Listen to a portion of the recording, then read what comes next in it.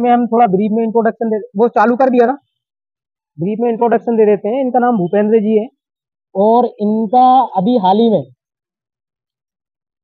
छत्तीसगढ़ में नायब तहसीलदार के पद पर चयन हो गया है इनका। और अभी कल या परसों में जो रिजल्ट आया था एसएससी सीजीएल का, हाँ हाँ सितंबर में वो आ गया था रिजल्ट, लेकिन इनका क्या है डॉक्यूमेंट वेरिफिकेशन में थोड़ी दिक्कत आ गई थी, लेकिन अब इनका अंतिम चयन भी हो चुका है और सीबीआई में इनको पोस्ट मिली है, तो इनके लिए फिर तालियां हो जाएं। अच्छा, इससे इससे पहले भी इनका चयन हुआ है, इससे पहले भी इनका चयन हुआ है। अब हम इनसे ही जानेंगे कौन कौन से इनके चयन हुए हैं, और सबसे पहले जो चयन हुआ था उसके बारे में बताएं धीरे धीरे इनकी, और डिस्कस करेंगे। जब मैं 12th पास हुआ तो उसके बाद यानी कि 12th क्लास में था मैं, तो मैंने नेशनल डिफेंस एकेडमी एनडीए का एग्ज़ाम दिया था। तो हम्म। उसमें मेरा यानी कि सिलेक्शन हो चुका था, यानी कि इंडियन नेवी में हुआ था, जल सेना जो बोलते हैं। तो उसके बाद घर में यानी कि थोड़ा पापा को मैंने पूछा कि पापा जॉइन करना है या नहीं करना है। मेरा यानी कि 12th के बाद मैं यानी कि जब यानी कि मेरा यूपीएससी में यानी कि रुझान हो गया था, यानी कि हम्म। रुचि हो गया था कि मुझे यूपीएससी करना है बोल के। उसके बाद मैंने उसको यानी कि छोड़ दिया। फिर मैंने कॉलेज करने के लिए रायपुर चला गया, वहाँ से मैंने बीटेक कंप्लीट किया श्री राजपुरा सरकारी यूनिवर्सिटी रायपुर छत्तीसगढ़ से। उसके बाद फिर वहाँ पे मेरे एक फ्रेंड थे सक्षम मिश्रा, मेरे सीनियर थे, तो उनका सीजीपीएससी में 7वां रैंक आया था, तो उनको डिप्टी कलेक्टर पोस्ट अलॉट हुआ था। तो मैं यानी कि मेरे रूममेट थे वो, तो हम दोनों यानी कि साथ में यानी कि पढ़ाई करते थे। तो फिर उनको यानी कि मेरे को थोड़ा देखा, उनको तो थोड़ा सीजीपीएससी का मेरे को बुक्स देखा, हम साथ में रहते थे हम्म। अपन।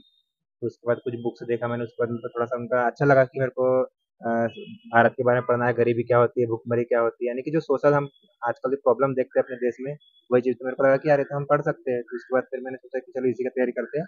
उसके बाद मैं प्लेसमेंट में कॉलेज में बैठा भी नहीं, उसके बाद फिर मैंने यूपीएससी की जर्नी में आ गया। तो यूपीएससी के थ्रू मैंने यानी कि सीजीपीएससी का भी दिया साथ में, तो मेरा सीजीपीएससी भी हो गया और अभी क्राइम ब्रांच में सीबीआई में यानी कि दिल्ली में भी पोस्टिंग होगा मेरा लगभग 2 महीने बाद।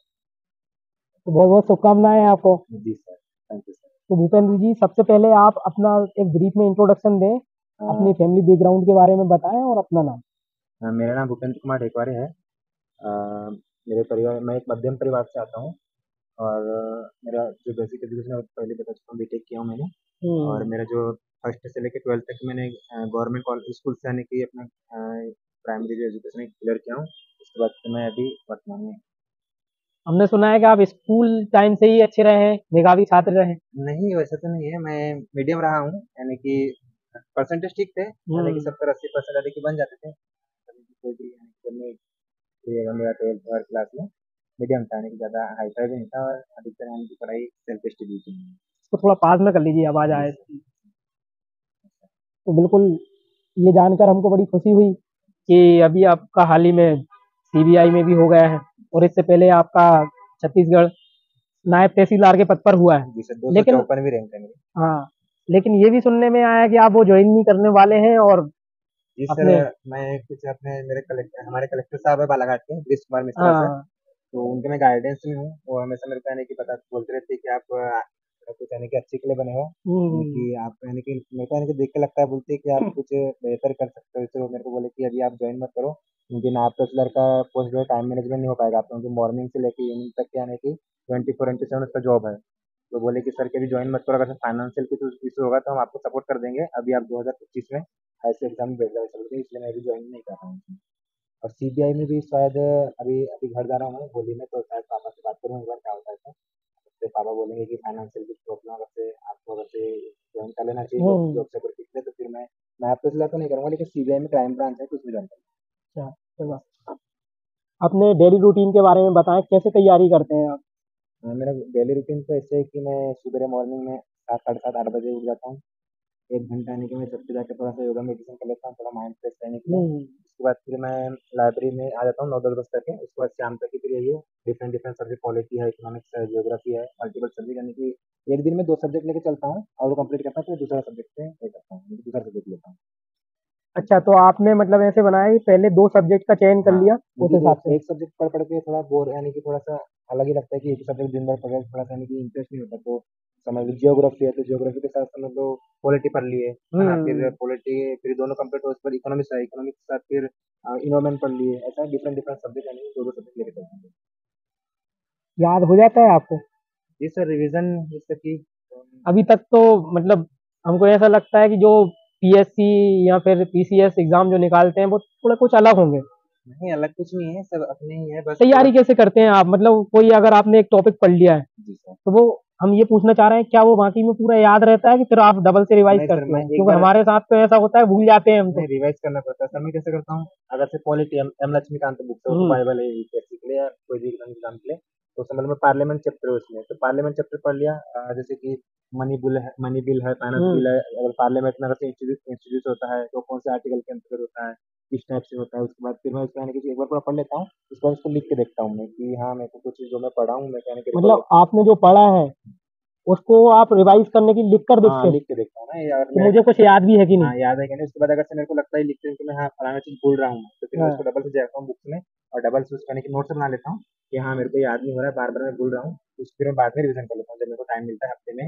लेकिन संडे सैटरडे को मैं रिवीजन करता हूँ, बाकी नया चीज़ नहीं करता। क्योंकि आज की हमने देखकर एक अनुमान लगाया है कि हमको ऐसा लगता है कि अगर पीसीएस की कोई तैयारी कर रहा है जी। तो वो पीसीएस के जो समझ सक्षम जो एग्जाम है बिल्कुल इक्वल टू वो एग्जाम क्वालिफाई करता है। आपका तो सीरियल निकला हुआ है उसमें तो नहीं। Maths reasoning. हाँ, तो मैं पहले बताना कि मेरा एजुकेशन जो है, मैं इंजीनियरिंग किया हूँ, तो मेरा मैथ्स से तो ठीक है यानी कि ठीक ठाक है। उसके बाद जैसे रीजनिंग आता है, उसमें इंग्लिश है ना, और डिफरेंट डिफरेंट मतलब सब्जेक्ट है आपका उसमें। मैथ्स रीजनिंग हाँ, भी अच्छा ठीक है। ठीक है यानी कि मैं जेईई का भी दिया था, लेकिन मैं उसमें बस हुआ नहीं था कुछ, यानी कि नंबर से रुक जाता मैं। तो यानी कि ठीक है, तो बाकी जीके जीएस तो इसमें कवर कुल हो जाता है। मिलाकर यूपीएससी आईएएस के यूपीएससी के लिए सीसेट की चिंता नहीं है। नहीं है इसमें, तो मेरा हो जाएगा। तो मैं अभी टेस्ट सीरीज में लगा रहा हूँ ना, तो मेरे हम्म। यानी कि मैं जो कट ऑफ रहता है उसको पार कर रहा हूँ, चाहे फर्स्ट प्रीलिम्स का हो या फिर फर्स्ट टाइप का, दोनों के लिए। अरे वाह। तो आप मैं हमको ब्रीफ में बताएं कि जो बुक्स हैं जी सर। तो मैं वो यूपीएससी का ही बता रहा हूँ अभी कि यूपीएससी का बता एसएससी सीजीएल के लिए तो मैंने मल्टीपल बुक्स यूज किया हूँ, उसके बारे में बता रहे थे, मेरे को हम्म। नाम भी याद नहीं है बुक्स का। लेकिन यूपीएससी का पॉलिटिकल एम लक्ष्मीकांत है। हम्म। इकोनॉमिक्स के लिए 11th क्लास की एक भारतीय अर्थव्यवस्था का परिचय एक बुक आती है, उससे हम्म। आपको थोड़ा सा जो क्या होता है अर्थव्यवस्था यानी कि आज़ादी के बाद से अब तक किस टाइप की पंचवर्षीय योजना है उसके बारे में पता चल हम्म। जाता है। उसके बाद एक रमेश सिंह की बुक आती है, थोड़ी मोटी है वो, लेकिन उसमें सिलेक्टेड पढ़ना है, जैसे कि बैंकिंग सिस्टम है, इस टाइप से repo rate, reverse repo rate, monetary policy committee, इस टाइप से यानी कुछ पढ़ना है और नोट्स बना लेना है छोटे छोटे ना। उसके बाद इन्वायरमेंटल दृष्टिया ऐसी एक नोट्स आती है यानी कि बुक आती है, वो है। और साइंस एंड टेक्नोलॉजी के लिए तो विजन आईएएस की मैगजीन आती है, उससे कवर हो जाता है ना। उसके बाद इंटरनल सिक्योरिटी के लिए जो है विपुल एक आईपीएस सर की बुक है। तो उससे हम्म। भी जैसे कि उग्रवाद है, आतंकवाद है, जो डिफरेंट डिफरेंट जो सिलेबस में दिया हुआ है टॉपिक वाइज, उसमें आपको एक एक दो दो पेज का नोट्स बना लेना है, तो वो यानी कि हो जाता है उससे। और बाकी सब्जेक्ट कौन से उसमें ऑप्शनल तो मेरा पीएसआई है, वो तो हम्म। उसके शायद देगा भी नहीं हो। हाँ, वो आपने इंटरनेट से तैयार किया है। हाँ, मैंने राजेश मिश्रा सर के नोट्स मंगाया था दिल्ली से। हम्म। उसके बाद फिर मैं अभी जो क्लासेस है ऑनलाइन राजेश मिश्रा सर के, वो यानी कि परचेस करने वाला हूँ फिर मैं। आपने कोचिंग की कहीं से, नहीं सर, कोचिंग। सेल्फ स्टडी हाँ, की है। सेल्फ स्टडी, हाँ कुछ टॉपर्स लोग के गाइडेंस लिया हूँ, जिसमें आपको पहले बता चुका हूँ, मेरे फ्रेंड है डिप्टी हम्म। कलेक्टर है छत्तीसगढ़ में, उनसे गाइडेंस लिया। बारह की कलेक्टर है ग्रीष्मा मिश्रा सर, थोड़ा यानी कि इनसे मेरा परिचय ऐसा हुआ जब मैंने एनडीए क्लियर किया था, तो मैं डिस्ट्रिक्ट में टॉपर था अपना। तो हम्म। उन लोगों ने थोड़ा सा मेरे को सोशल मीडिया पे देखे, तो मेरे को बुलाया था अपने यहाँ, थोड़ा इनाम उनाम दे रहे थे। यानी कि मेरे को पता था कि मेरे को यूपीएससी करना है, मैंने उनसे नंबर ले लिया था, तो मेरे को थोड़ा गाइडेंस कर रहे तो वो हैं। गाइडेंस मिल और जाता है लोकेश आपको। सर को तो आप जानते हो कि आईआरएस के हम्म। भोपाल में ही थे अभी, तो उनका भी गाइडेंस है। शुल्वा आसमान किसने रोका, उनका एक ये है, तो उनसे यानी कि हम जुड़े हुए हैं। आंसर राइटिंग करना है तो चेक कर लेते हैं, ये तो एमपी नगर में ही रहता है। अभी आंसर राइटिंग की प्रैक्टिस कर रहे हैं आप। जी सर। अच्छा हमको ये बताइए कि जैसे कि आप सेल्फ स्टडी से आपने पूरी तैयारी की है, जी सर। अभी और भी हमारे स्टूडेंट हैं जो सेल्फ स्टडी करते हैं वो कोचिंग ज्वाइन नहीं कर पा रहे हैं, तो उनके लिए क्या कहेंगे, मतलब किस तरीके से।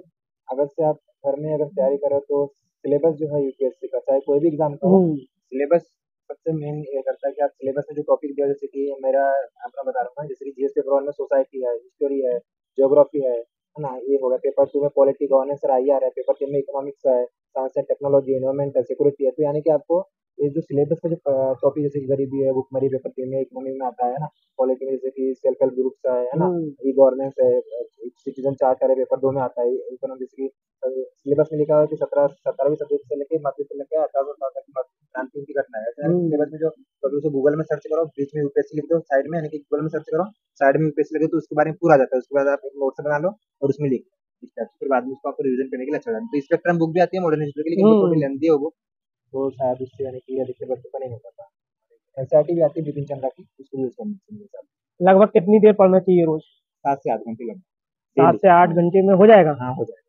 मैं तो ये सुना है कि पीएससी अगर आपका 16 घंटा 14 से 16 घंटे नहीं पढ़ पा रहा है, तो मतलब यूपीएससी का तो अब सोचो भी मत, ऐसा है क्या? मैं तो खुद 6-7 घंटे ही पढ़ा हूँ सर अभी, क्योंकि मेरे कॉलेज टाइम में भी क्या है, मैं कॉलेज टाइम से तैयारी कर रहा हूँ।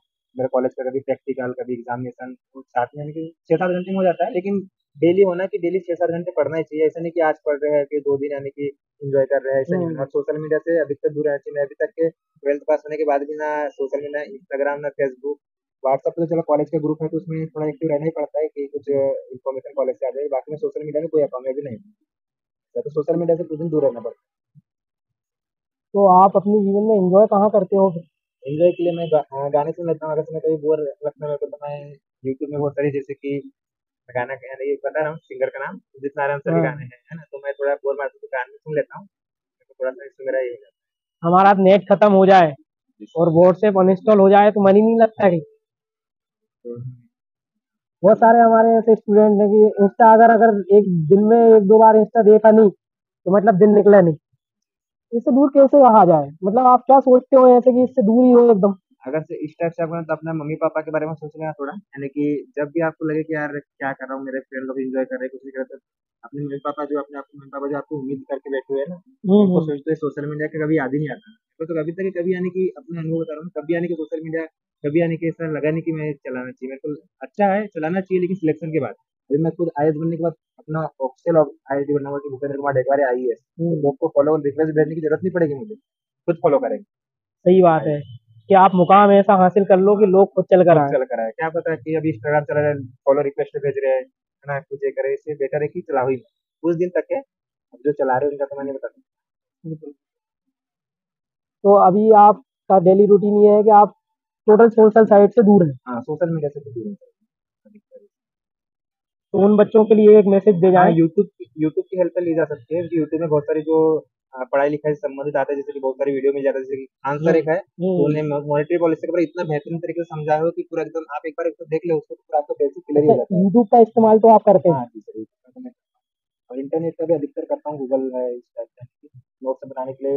मल्टीपल कोचिंग इंस्टीट्यूट पे देखो, उसके बाद अपना सेपरेट एक नोट्स बनाओ कि एक ही कोचिंग इंस्टीट्यूट पे आने की रिलाई भी नहीं कर सकते, तो डिफरेंट टाइप के कोचिंग इंस्टीट्यूट पे आने की मटेरियल उठा और अपना उसका सेल्फ नोट बना, तो उसको फिर आंसर राइटिंग में यूज कर सकते हो आप।